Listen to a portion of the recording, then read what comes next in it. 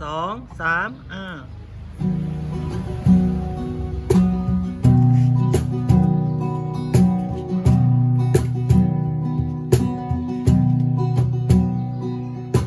ฝนตกอีกแล้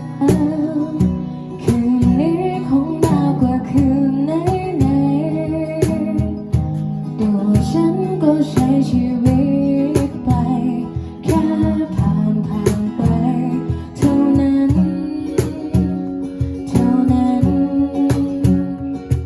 ก็คิดถึงเธอ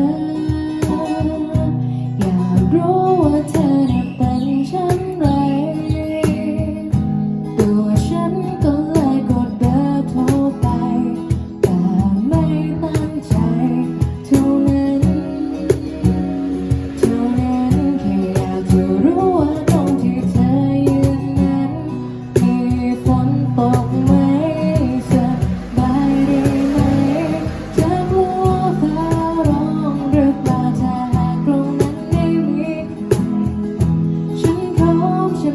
จะไปในคืนที่ฝนโปรยลงมา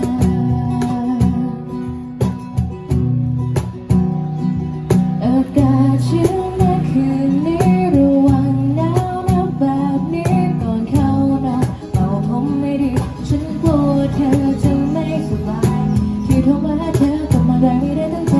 ไม่ได้คิดอะไรแค่กลัวเธอไม่สบายเท่านั้น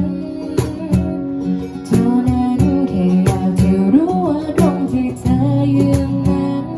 มีฝนตกไหมสบายดีไหมเธอกลัวฟ้าร้องหรือเปล่าถ้าหากตรงนั้นไม่มีใครฉันพร้อมจะไปแต่ฉันก็รู้ดีว่าข้างๆเธอนั้นมีเขาใช่ไหมล่ะคนนั้นดูแลเธอดีหรือเปล่าถ้าเธอยิ้มฉันก็ดีใจแค่ตรงนี้ฉันไม่มีใครในคืนที่ฝนโปรยลงมา